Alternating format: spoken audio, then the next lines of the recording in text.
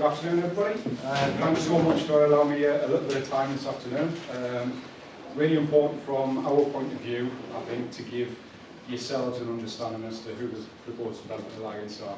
In my opinion, we're probably one of the best kept secrets in bowls, but we're also one of the most undervalued teams within the sport as well, because we do some fantastic work out on the road, some of which we're going to cover today, just to give you an understanding of some of the work that we do.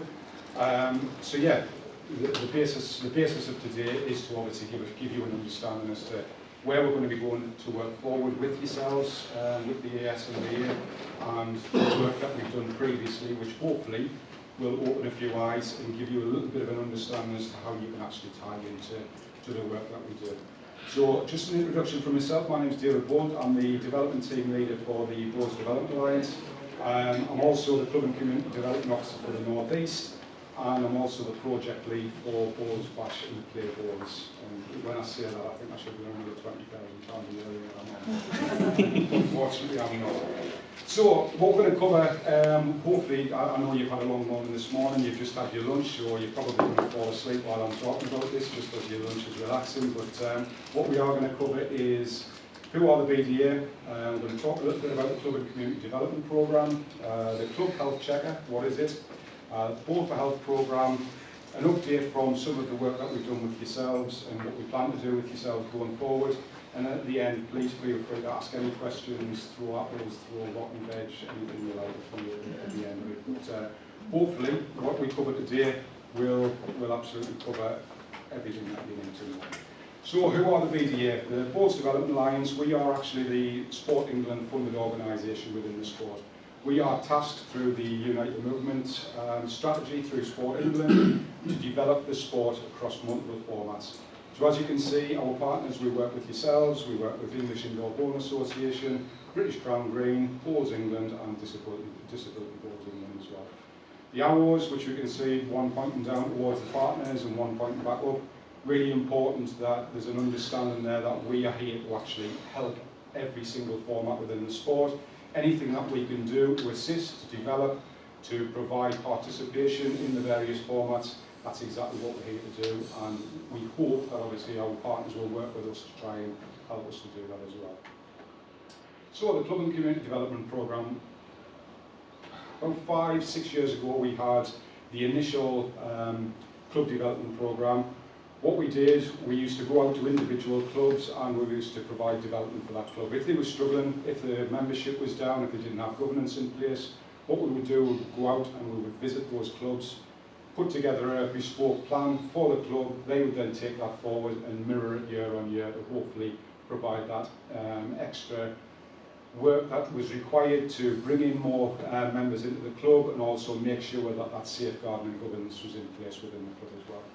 What we found over that 4-year strategy before the last year is there was a lot of great work done, a lot of improvement in all the clubs, but because we were a small team, we had to identify how we could do more with more clubs. So we've changed our strategy for, this is the 2nd year we're just about to go into, and we now have the Club and Community Development Programme. So what we've created is community club hubs across the country, which from an ESMBA point of view, I would like you to just think of as basically a geographical destination for us. It's not an expectation for any short mat clubs to necessarily come into the club. It is about us being based in a particular club and then going out and doing some outreach work with community organisations, with clubs, to try and help and benefit both governance and recruitment as well. So it initially replaced the Club Development Programme, and it's our place-based approach to supporting clubs and volunteers to develop, sustain and grow the presence in the local communities as well. So our development officers, I will show you a map and who our development officers are shortly. We aren't the biggest team in the world, so as you can imagine, England is a very big country, so we're quite thinly spread. But the work that we've done, of which I'll show you some of the figures next as well, is quite incredible in my point of view for what we actually do and the participation and the programmes that we've put in place within the sport as well. So the Hub programme also allows our team to host face-to-face seminars, courses, development sessions, and we're also there to give advice. We've got some unbelievable development officers in the team, masses of pedigree, Myself, I've been in the sport for about 34 years, which I can imagine you're all thinking I started bowling when I was 1, which you'd be confident right. But yeah, I've been lucky enough to travel around the world. I've seen a lot of different structures, a lot of different clubs that are thriving, clubs that are struggling, and have gained a lot of experience in the sport. So hopefully, with my development office, we share that knowledge, and this is where we can benefit yourselves in your local areas to hopefully come and help any short match clubs within our vicinity of the hub. So what we also have is a club health checker, which you can tap into. I'm going to cover that shortly as well, just regards what that is. But that is a great tool which has been around now just short of about 2 years. It is envied by quite a few sports, and quite a few sports are starting to copy it, because it is a great tool just to identify where clubs are, what they have in place, where the struggles might be, and where we can help them going forward as well. So the work that we do is a driving force in supporting bowls to become more diverse and inclusive, thus promoting the sustainability of our clubs for the future as well. So what we try to do is bring an insight and data-led approach to engage and support local communities through place-based approach. Through understanding the local community, we can better use the sport in our clubs to encourage more people to play bowls and join the local bowls club. So in short, we will have a look around the general area, what is the sort of situation within that area with regards to LSEGs or low socio-economic groups, ethnic groups, etc., etc. So we will look at what the situation is in and around an area, and we will try and identify programs, community organisations to come in and actually use bowls facilities. And in the big scheme of things, it is all about increasing participation in the sport. So just to give you an understanding, our first year, we were basing ourselves within hubs for around about 8 months. We would go in, we'd have a 2-month initiation phase, then we'd do some place-based approach work where we would introduce community programs, community organisations, work with active partnerships, work with the local councils to introduce more and more people into the sport within the area. We have tweaked that again, which I'll explain shortly, just to try and again cover more clubs and attract more organisations into the bowling arena. But just to give you an understanding of some of the work we did last year, we worked in 14 club hubs. We introduced 707 new members at the hub clubs. That for me is a bit of a false figure because of the structure of the sport, we don't necessarily always know how many people we've interacted with who have then gone out and joined, let's say, satellite clubs who are in and around the hub clubs. We can only rely on the information that's provided to actually get those figures. So that 707, in my opinion, is probably a lot higher, but we just don't find that information. We've run 72 community programs, of which 1,200 have engaged. So on average, I think it's around about 17 per community program. And these are new people coming into the sport who have never seen the sport before, coming into whichever club we're based at or whichever bowls clubs in and around the area where we can do some relationship work, and they are coming in and actually trying bowls for the first time. Had some unbelievable success. Active partnerships and local councils are really now starting to buy into the fact of how important is our sport. I'm going to touch on a programme later in the presentation which is just absolutely so simple but is providing phenomenal results with regards to what this sport brings and how we can actually benefit so many people. On that basis, when you're starting to get the buy-in of these active partnerships and of the local councils, that then increases funding opportunities as well. And as an example, my club has just been awarded £2,500 to run a session over 2 hours every week on one day across the year. So there is money out there to be utilised, but as always, you've got to justify what that spend is for and actually show the benefits of what it's for as well. And as I say, we'll touch on that a little bit later as well. We've held 85 seminars and workshops, 44 club helpers workshops. Now the club helpers workshop is just a very simple workshop that will just go through the start to the beginning of how to introduce people to your club. So whether it be an open day, whether it be an open session, how do you promote it, how do you get people there, and how do you treat those people when they're there as well to get the maximum out of those days. So we do a lot of club helpers workshops across the year, and a lot of clubs benefit from that as well. and 140 attended our weeks of learning, which in my opinion is really, really low considering it's an online workshop providing recruitment and retention, website and social media, club helpers workshop mentioned there as well, just to name a few, and we've only had 140 people attend these free workshops, which are there for everybody to be able to attend as long as you are obviously an affiliated club. Just touching back to the first slide that we looked at with regards to structure, I should have mentioned as well, it's really important to understand that Sport England will only provide funding for development within the sport for those who are affiliated with the sport. Affiliation for me, I could probably talk for half an hour with my frustrations. It is the lifeline of the sport, and that is the money that comes in to administrate our sport as well. So understandably Sport England will only fund those who are actually funding the sport as well. So I forgot to mention that at the start. So just a bit of a picture there, just to give you an understanding as to what the layout is. So we have our community hub clubs, we've got our local club support. So what we can do is, if members of your club, or if your club fills in the club health checker, you identify your need and you want to come in and actually talk to somebody in your area, just need to get in touch with us, come in, have a chat, and we can work through as a club what we can do to go forward and what you could actually potentially introduce to not only support your governance and safeguarding within the club, but also that recruitment side of things as well, and increasing participation. So as you can see there as well, we work with local authorities, active partnerships, clinical groups. I'll touch on the clinical groups again once we get the ball for health. National campaigns, so anything that a governing body is wanting to promote on a national basis, we will be there to support it as much as what we can. Funding awards, as mentioned, we are the organisation who are in a great position to get out there, source the funding, and actually be able to provide that funding for any events, anything that you're looking to promote within the club, and any sort of community programmes that you're looking to run as well. And as you can see, they're community organisations as well. So I did mention earlier on how we're a small team, trying to cover the whole of the country, and as you can see there, that is how the country is broken down as far as my team's concerned. The red has nothing to do with the fact that I'm a Sunderland supporter and I've colour coordinated that myself, but the red at the top there is my area.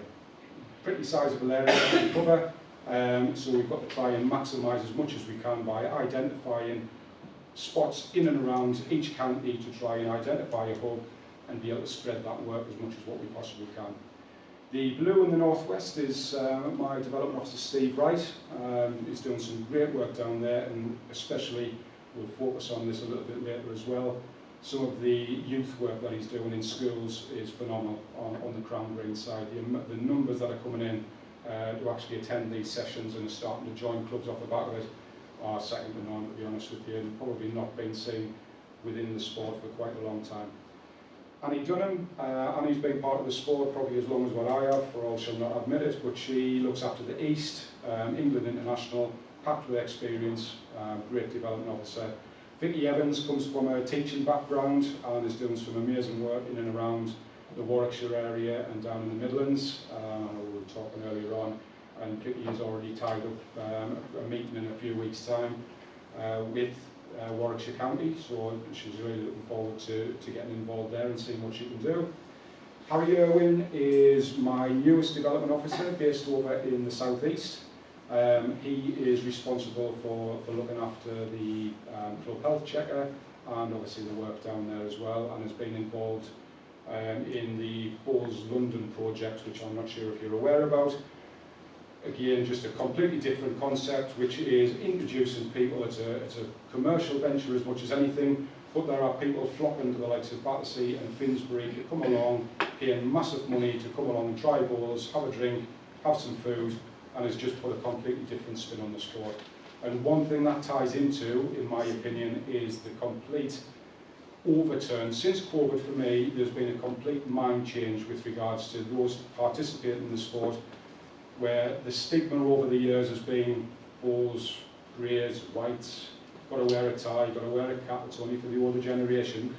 The work that we're doing out on the fields and the work that's happening across the country, there has been a complete spin on that, and I think for all COVID was a pain in the backside. People were sick to death of being stuck indoors and wanted to find something new to do, get out and basically try something new. With the introduction of family bowls, target bowls, and a different spin on introducing people to the sport, we're now seeing a lot more families coming along and starting to utilise the sport for what it is. It's a great activity. Every one of us who play it know how addictive it is, and unfortunately it's just that stigma and perception of the sport that's held it back for so long. But small steps, that is starting to change, and I have seen a big change over the last couple of years. And my newest, who hasn't yet started yet, Ben Abrahams, starts on the 7th of August. He looks after the South West. Hopefully will be very influential with some of the youth work that we're planning to do going forward with short mat. But Ben brings a lot of experience, great guy, and again he will be looking after things down there. So just a little bit of an explanation as to how our engagement works with regards to the hubs. As I said earlier on, we used to be in hubs for around about 8 months, but now we've reduced that to 4 months. Because we didn't get the buy-in that we expected from the clubs, what we hoped was that we would situate ourselves in a central point within an area. Clubs would then come to us and basically interact with some of the community programmes, come to speak to us, come to get a better understanding of how they can do things better. But unfortunately, within the landscape of bowls, I would say there's probably only 35–40% of very, very forward-thinking clubs and organisations who want to do that. The rest are quite happy to sit there and struggle and struggle and struggle, but then complain further down the line when things aren't improving and ask the questions as to why they're not getting the help. All of the help is out there. Whilst we're based within the hub for that 4-month period, there will be multiple workshops available, there will be weeks of learning. We will be there to be tapped into our experience, and from your point of view, what we'll be doing is identifying all the short mat clubs within that area and hopefully reaching out. You will get all of the information via your county officers. We will reach out to every single club and we will offer our assistance. We will be there if you want to use it, but again, I've got to stress it is obviously only for affiliated clubs as well. So as you can see, what we plan to do is for a full-time officer across the year, we will look to incorporate 5 areas across the country, 5 different hubs. So hopefully spread ourselves as much as we can and tap into as many clubs and as many people as we can to try and offer the development advice and support that we offer as well. So what we find is once we get to, I think it's around about month 3, we then start to overlap with another area. So it is just a constant stream of work and in different areas across the year. Just some of the community partners that we've worked with currently, Age Concern, Mind, Parkinson's, Headway, Active Together, Active Families North East. Just a mention for Active Families North East, that was the one that I connected with in Sunderland and are a community organisation and have purchased a couple of short mat carpets and have basically introduced a short mat afternoon. They're not a club, they just offer a service to the public to come in, and the main thing for us is that people will come into those community programmes, participate in the sport, they love the sport, and then we will forward them on to their local clubs in and around the Durham area. And I've got a meeting hopefully next week with Durham County Short Mat Organisation where we can obviously share best practice as well. Beamish Museum has been a highlight for me.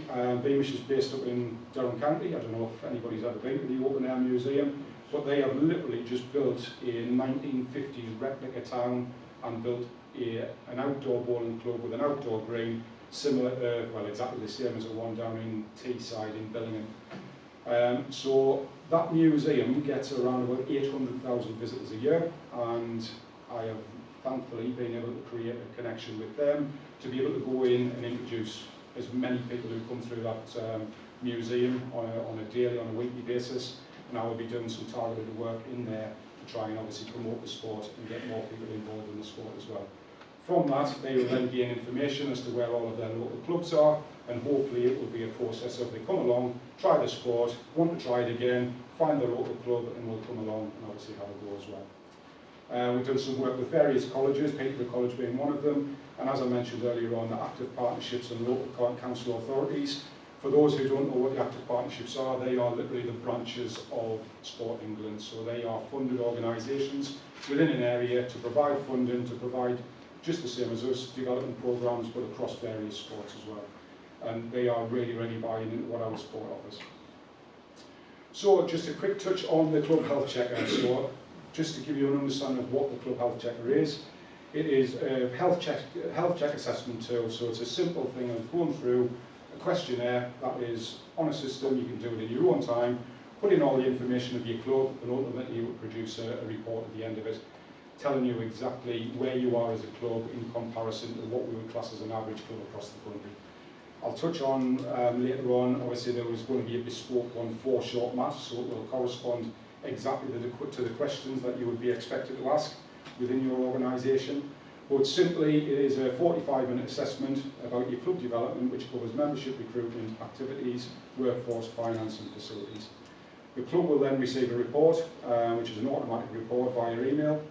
It will score the club, and the scoring is, again, I always tell clubs not to focus too much on the scoring. It is about just trying to identify those areas where you feel need to improve within the club.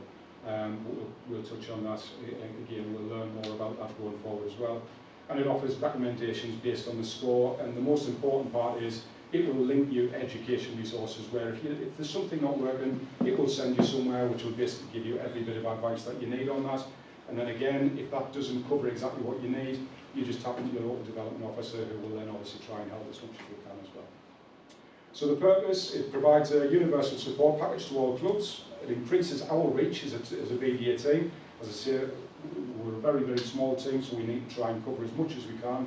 What we can do based on this is clubs can fill in this form, we will get a report, we can identify what your results are, and then we can contact the club if need be and have a chat and basically help where we can as well.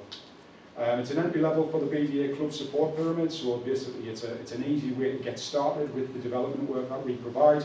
Fill in the report, contact us, we'll take it from there and help where we can.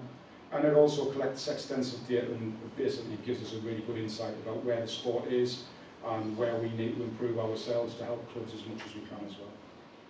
So it's truly bespoke automated reporting. It will vary depending on club size, type, individual characteristics, and not just on the responses that's been given. There will be recommendations dependent on scores, individual responses, and the type of club that you are as well. It's extremely easy, simple assessment form, no username or password required, and you can save your data and come back at a later time if you haven't got the information at hand. It's not overwhelming. What we don't want is a report that is just streams and streams of writing. It can get very overwhelming and quite dull, to be honest with you, if you're just reading. So what we try to do with the report is provide multiple visuals which will give you an understanding via graphs, etc., how you actually sit within the club. So as I mentioned earlier on, Harry Irwin is the project lead for the Club Health Checker. Himself and Brian, your own Brian, will be working on the Club Health Checker over the next 6 months, which will provide a specific English Short Math Bowling Association section. It will be a very bespoke report based on short math clubs, so you're not going to be answering any questions that have got no relevance to yourselves. It will make sure that everything that we cover is specific to yourselves. We will be looking to test it, as we've done in the past, with other formats of the sport.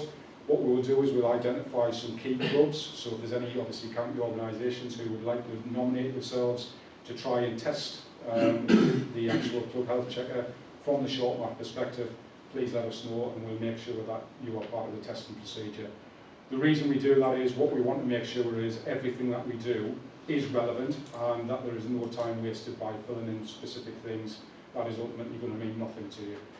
It also helps us to be able to identify any mistakes that we've made or anything that we might have missed as well. So that testing will take place, fill out the form, get your report. If there's things missing, that's where we want to get the feedback before it goes out on a national level. What we want to make sure is that it's not going out there and it hasn't been tried and tested before it goes out.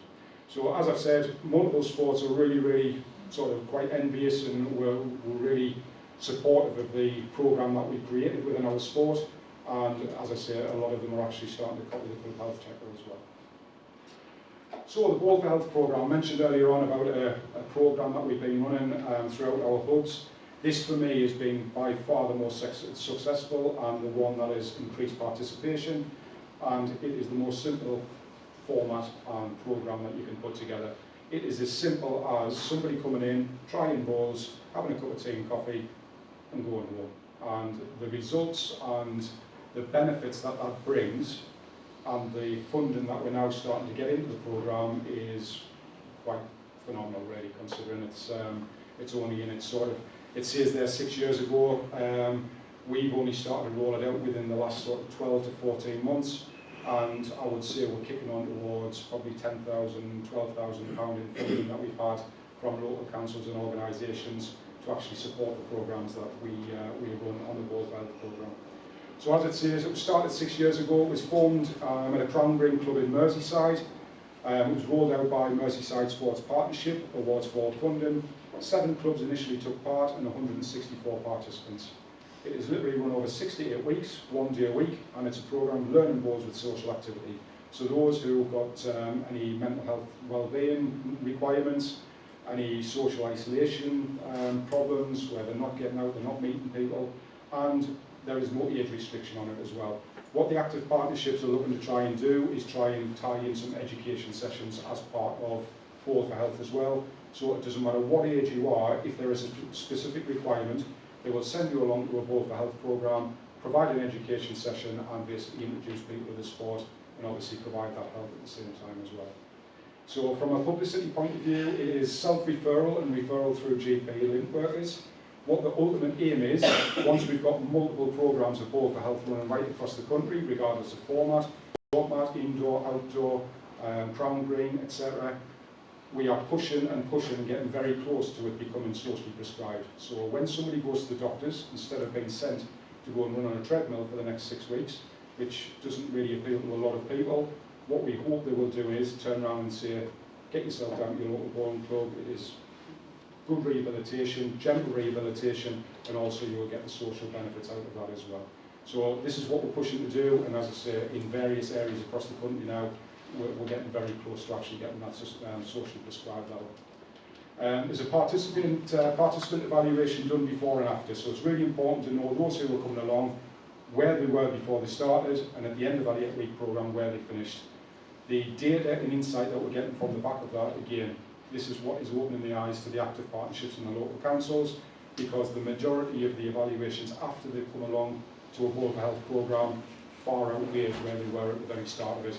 And the majority who are actually going on then to become members of bowls clubs or continuing to come along with the group after that 8-week period is fantastic, and obviously provides revenue to the clubs as well.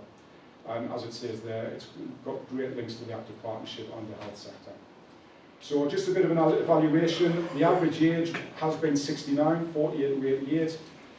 For me, being part of the sport a long time, starting when I was 1, as I mentioned earlier on, it's always been a frustration to me that the sport is seen as an older generation sport.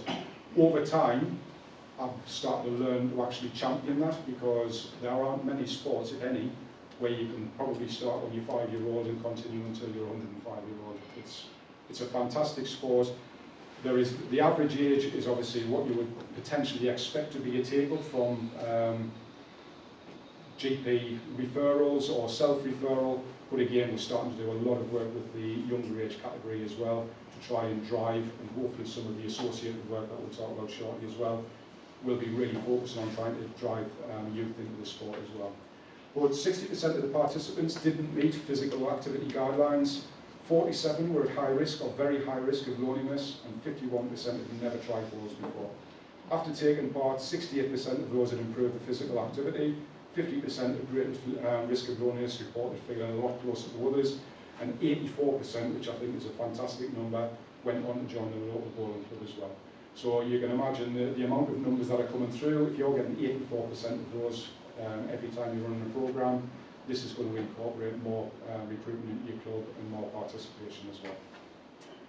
So just to give you a little bit of an update with regards what we've been doing, obviously phase 1 was a lot of working with Barry and the team with regards to implementing safeguarding and the governance within the sport. Our second phase is basically going to be getting out there and working with yourselves.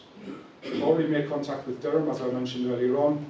I've got a meeting arranged for next week, I believe it's Thursday next week.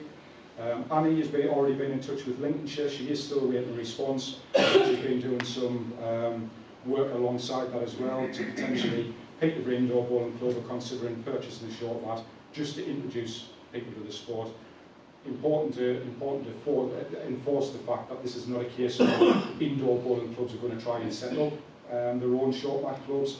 It is about driving that participation within a bowling environment and then looking at their local club and driving that participation down to the local clubs within the counties as well. Steve has been in contact with Cheshire, but basically Cheshire just asked if he could contact again in September once the short mat season starts, which again works well for us. We can really drive the work that we do throughout the short mat season.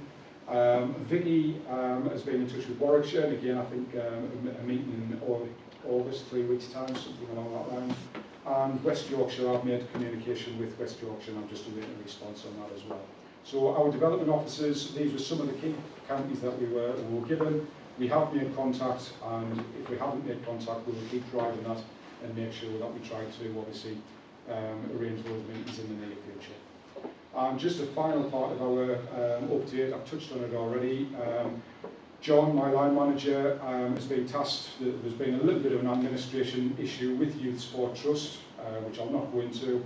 But John, as part of the BDA, is now in contact with Youth Sport Trust to make sure that we're in a great position with short mat going forward, following a successful pilot that you did down in the southwest in Somerset. We will be really working hard with the ESMBA to take short mat balls into the schools in partnership with Youth Sport Trust as well.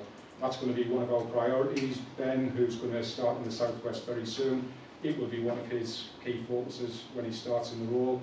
I know we're talking about Barry earlier on, we'll collar him early so that he doesn't get spread too thin, and we'll really try and drive that participation through the younger level as well. One thing I've learned over the time in my sport is you will not gain high amounts of youth, so they will come along, they will try the sport. You are not going to get you 50, 60, 70% of the youth coming in and then participating or becoming members of those clubs. But what it is really important to do is introduce them to the sport. That then introduces the families, it introduces the parents, and what we found because of this new aspect of families coming along to try balls, it's the parents who are then joining the clubs, and the youth will try the sport, they will love the sport, they will go and do the things that they need to do with regards to college, university, life basically, and what we found in the past is they do come back to the sport. My area up in South Shields, I think we've got about 25 who had a great junior section. We all went our separate ways, and then everybody seems to have come back to balls at the 35 to 40 mark, and we've ended up where we've got quite a young club because of that introduction to balls. So it's really important not to expect miracles, but the more that we get in there and the more that we drive the sport to the younger generation, the more it will not become that older generation sport, that uniform sport, that stigma and perception that people have got, and balls will start to become one of your key sports in and around the country where hopefully people come along and actually participate as well. So that's all I've got to say from an introduction from us as the BDA. We are there to help, like I say, probably through our own fault as well. We are one of the best kept secrets because we probably haven't promoted ourselves as well. But I'm sure there's probably 80% of you didn't even know half of the work that has been going on across the country. And just to reiterate, a lot of the work that you've seen there has been with various formats, but we are extremely open and will make sure that we accommodate what suits the ESMBA. So it will be bespoke and it will be to suit yourselves on a development basis as well. So it's important to enforce that fact. So from me, we're just open to any questions, anything that anybody has got to ask, any help, any advice, anything, I'm more than happy to answer. And I always love it when it's quiet. Don't all shout at once. When will the health checker specific to short mat come online? Well, as it said there, we'll be looking to work over that within 6 months, but I think it'll be a lot quicker than that. We've just been in touch with the platform. They're actually based in the USA, who create the actual platform. We've got the health checker on, and Harry has been tasked with making sure that that is one of his priorities, to make sure that that bespoke report is ready for your season coming forward, because it's, you know, what we don't want to do is get halfway through the short mat season and then asking clubs to fill something out. In an ideal world, if we can get it out there, we can get it started. We can do a report at the end of the season, do a report at the start, and then at the end, and you can see where you've come to. A big part of the problem that occurred because what's built in the background of the programme, because there's a lot of technical stuff there, in terms of the answer to the questions, were designed for larger clubs, because historically they are indoor and outdoor clubs run on bigger numbers, more rigs, and so part of that you get your bespoke report are also generated and go to John first, and then go down. But they generate a report on the clubs, and those that hit a red area that are really could be in dire straits, it sort of flags up a warning. But because of the criteria that's set, all the short mat clubs would generate a warning. So the criteria has just got to be tweaked, because we're generally a lot smaller clubs on numbers than that. Yeah, a big club for us is probably 30 members, where a 30-member indoor club is folding tomorrow. So it's just tweaks like that and technical data on them. That's why Brian, because it's more registration-based data and numbers that need to be tweaked for it to actually generate a worthwhile report. So they're estimating 6 months, depends how quick. Well, I mean, one thing I would would certainly reiterate on that basis as well, and one thing that we find is that you get a lot of clubs who we've worked with previously in various formats will see those red warnings, so to speak, or shown in red, so there's major improvement needed. And instead of using us for what we are, they just go back in the shell and think that they're failing within a club. The red ones are the important ones. It's great to have your greens, it's great to be doing well in certain areas of the club. For me, personally, if I was within a club, I would be wanting to make sure that our priorities and identify what your ambers and your reds are, to make sure that if there are things that aren't being done or aren't being covered within the club, we can help to identify those, we can provide advice, the education links are there, and hopefully, within a short period of time, those reds and ambers will then move into the green section. But again, as Barry said there, it was really important for us to make sure that it was completely bespoke to short mat clubs, because we understand what the structure of short mat is, and as Barry said, it doesn't correspond to how it's set up at the moment, because it is for bigger clubs. So you probably would, in a lot of the areas of membership, things like that, would look as if you score a no, which is why we're actually making a report that is specific to yourselves as well. Yeah, if it's a county we wanted to try and put on for, I don't know, showcase days, demo days, whatever you want to call them. Yeah. Would the BDA be able to help us identify 4 locations around Somerset that would be big enough to do that? Absolutely, yeah. Secondly, would they be available to, or would there be any funding available to cover the marketing of those sorts of events? Again, it's all about the package that you put together. So from our point of view, with regards to the assistance, with regards to help, we are there, we'll help as much as we possibly can. We, just the same as any club, organisation, we can't just pull money left, right and centre, but what we can do is, if there is a major reason, obviously, and one thing I always enforce within clubs is driving the fact that this is not just about we're running this event because it's all about recruitment. It is about introducing participation and making sure that the active partnerships, the local councils, etc., are aware of the fact that you're actually providing a service, so to speak, to those people who may need to come along and try the sport and get that social activity, help with any needs that they've got. That is what then opens up the potential for funding and things like that. So I was just thinking, if we listening to the way you presented it, you started from a club level and then sort of promoted it out. Yeah. My thoughts would be that for our organisation, we would try and start at county level. If we went to one of these demo days, or we'd set these gala days up, and we had a list of all the local clubs that have registered within us.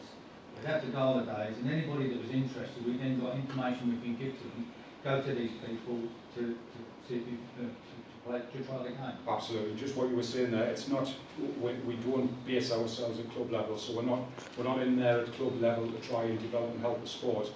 As I mentioned earlier on, it is literally just it's a location for us. It's somewhere for us to base ourselves to then work outwards. So we'll be within that county. So our automatic, as soon as we identify a facility that is great for us to host seminars, workshops, do some community programs, our first port of call is to contact the county organisations. We would then hope that the county organisations would filter down to your clubs within the county and then do that targeted participation and development work. So don't feel as if we're sort of bypassing the counties, because that's not the case. The counties will be our first port of call. So with regards to that, again, like I say, without any promises, we will do everything we possibly can to try and assist to be able to help you to get whatever it is that you want to run.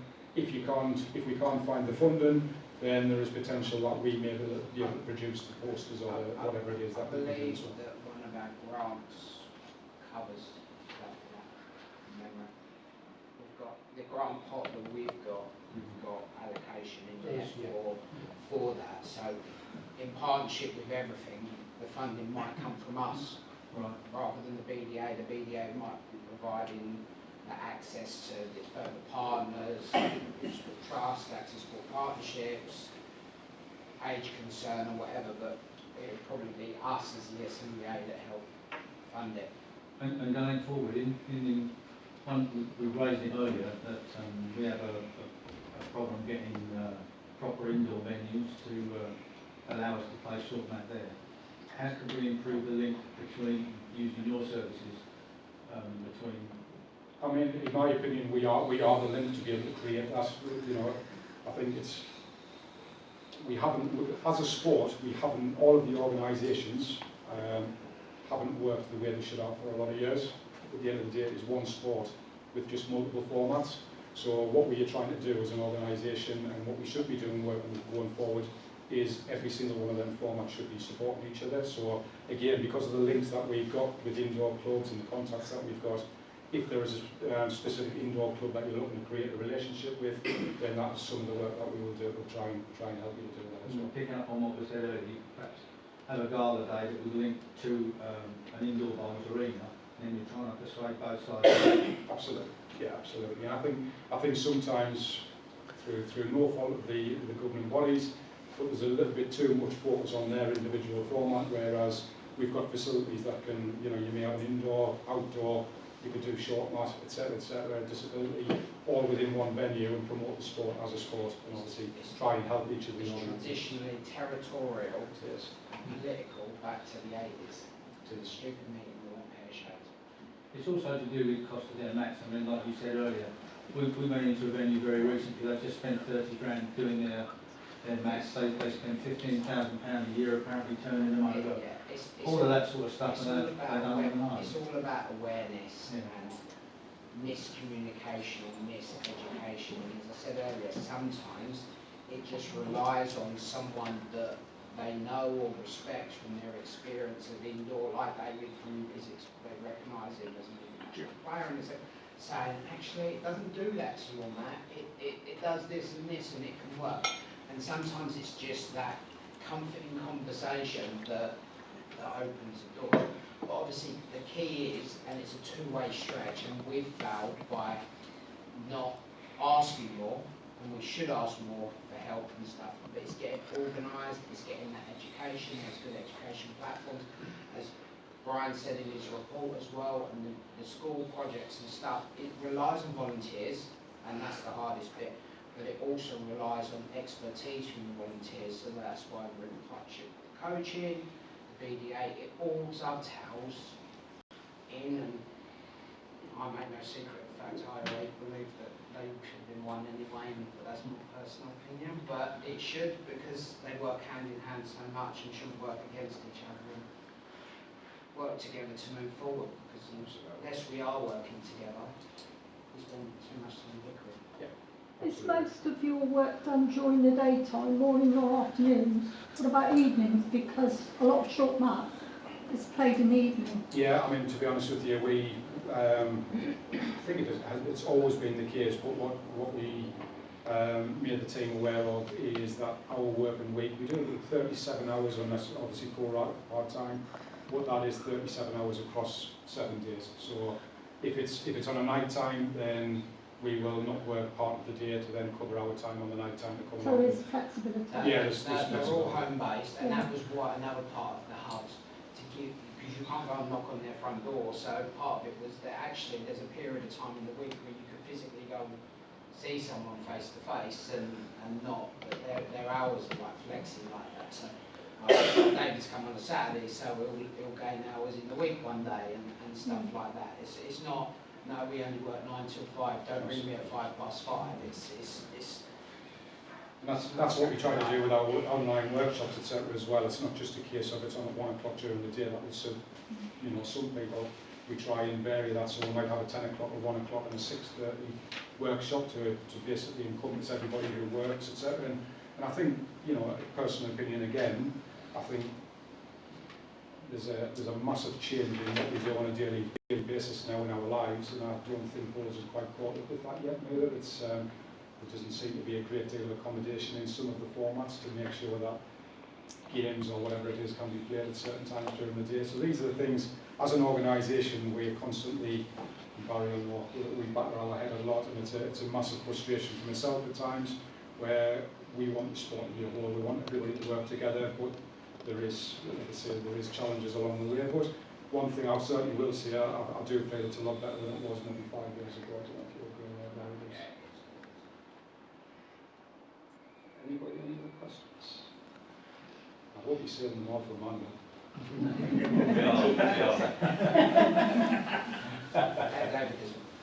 Just a quick question. Yeah, of course. You said about 6 months left to be ready. How are you going to advertise it's ready? How will we know as clubs when it's done? Yeah, again, like I say, I'll be very surprised if it takes that 6 month period. But what we will do is we'll get it to where it needs to be, or where we feel it needs to be. We'll make that contact with the key clubs and organisations and counties and key members within the sport. Please go on, please give it a try, let us know your thoughts, give us the feedback. Once we get the feedback, probably another couple of weeks to get that turned around and make sure it's sorted. It will then, as everything does, have to go for a second wave of testing to make sure that what you've asked for is been implemented. Then it will be promoted on a national basis through every single county, through We'll So be you're asked- passing on we'll- each county details, are you? Well, no, we'll push it out Right. to the county email addresses that we hold. Yeah. And we'll advertise it on the Facebook, the newsletter, and I would hope that once it's up and running at some of our major events, we'll have one of our laptops or iPads available, so that if people are struggling to first start it, we can at least help you do the first bit with you, and then go on from there. It has been great. I don't know if this will through, but the BDA will have representation of all of our major events from now on. So there will be people at like our national finals, possibly some of the opens, but then I know April seems a long way away, but if you're struggling there, there'll be face-to-face to actually help that. So there was that commitment that you're going to be at all of our national events. Yeah. Not necessarily every day, but especially with the outdoor. And Definitely, the yes. big days, so that we can raise the awareness and you can actually physically go and talk to someone, and if you are struggling with that technically and stuff, and we can sort that. But that would be probably down to us to, once it's done and advertised on the BDA point, us to push it through to as many outlets as we can, be that counties or clubs that we've got. So we'll use the website, Facebook page, the newsletter.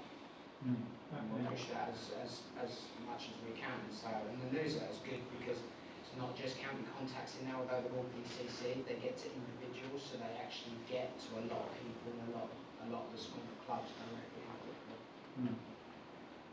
Well, we've just Emma Cooper, who was my southwest. She is now taking on a role as the comms and media officer. So what we will make sure that we do is not only will every county know exactly who your local development officer is, but we will try and create a group of the key contacts in every format across the sport, so that if there is important information that needs to be distributed, then it will just go out in one fell swoop and everybody will find out about it through our comms and media officer as well.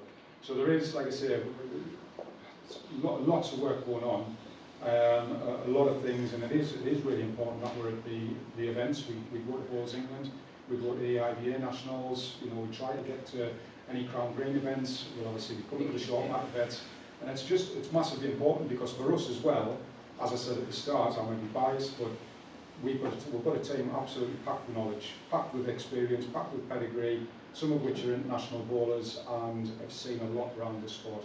And all I would stress is when you get those contacts and you find out who your local development officer is, please just get in touch. If there's anything, there's no daft questions, there's nothing that we're going to look at and say, why are you asking the question? Just get in touch with us and we will either help ourselves or we'll get in touch with somebody who can help. So please try and use us as much as you can, and then I can ask for PLIs. And if you want a local officer like to present like this at your AGM or local level, it can be arranged. Yeah. Well, Not such a big presentation, but if you've got a big open day or a big competition, it needs to be worthwhile of a large collection of your clubs or members. Well, we can arrange that. That can be out of our allocation of times. So locally, it gets people to know that they're out. yeah, that's good. What was in my head, and it's basically frustrating, as a county, we're looking for a new place, and we're going around looking at different places. And we've looked at, and it's quite interesting, a local council has got a big complex, and we went out to see if we could use, and in there they've got a 6-ring bowling green, and we went there to see if we could have short mats in there, and we're in conversation, it's quite good. But for 75% of the time, they pay badminton on it, which is disgraceful. And this is why. Because they can't get any bowls, people. Well, absolutely. They roll carpets across, and they play badminton in there. Do you know, it's not a surprise in any shape or form. If you had something that we could take to present and show how the sport's moving forward, yeah, it totally. might help our case. And again, a big change of management, and I think Yeah. they're quite up They're very keen for getting bowls working Yeah. again properly. but well, again, myself and John, my line manager, John Hart, we, over the next year, are going to be basically we're going to try and visit as many local council organisations as we possibly can, because ultimately the councils are as much in the dark about what can be provided and what we can actually bring to the table to make sure that those spaces are filled and they don't need badminton. You know, at the end of the day, when we strip it all back, all the councils are doing, they're trying to justify the revenue to use a facility that's not being used. And this, you know, this is the same right across a lot of formats. There are clubs that councils are maybe putting £12,000 to £15,000 a year in maintenance fees into, and they're trying to survive on 15, 16 members of an outdoor club, which is it's just not sustainable. And this is why there's an understanding that councils will do this type of thing to utilise the facility. But if they're educated and start to know what can be done and what can, you know, the benefits that can bring. I hate to use the word tick box, but a lot of our sport ticks so many boxes of what councils are looking for with regards to you know, the benefits that the sport brings. So hopefully, again, in the background, this is some of the work that we'll be doing. So going forward, rather than badminton going on there, we could potentially introduce 4 health sessions on there, or short mat, or whatever that might be. So yeah. they've just made it's the activities and well-being manager that they've introduced to try and obviously promote different things. So it sounds as if it might be, you know, a good thing to be pushing. Yeah, definitely, and it is. It's that word education. It's getting into those key people and making sure that they're fully aware of what we do, what the sport brings, and how we can help them going forward. Too many clubs and organisations tend to go to councils, and it's we want, without providing this is what we can bring, and this is what we can do, and this is why councils tend to turn the nose and not help as much as they should. But hopefully that'll change. Okay. If there's anything else? Thanks so much for your time, everybody. It's Thank you. no problem.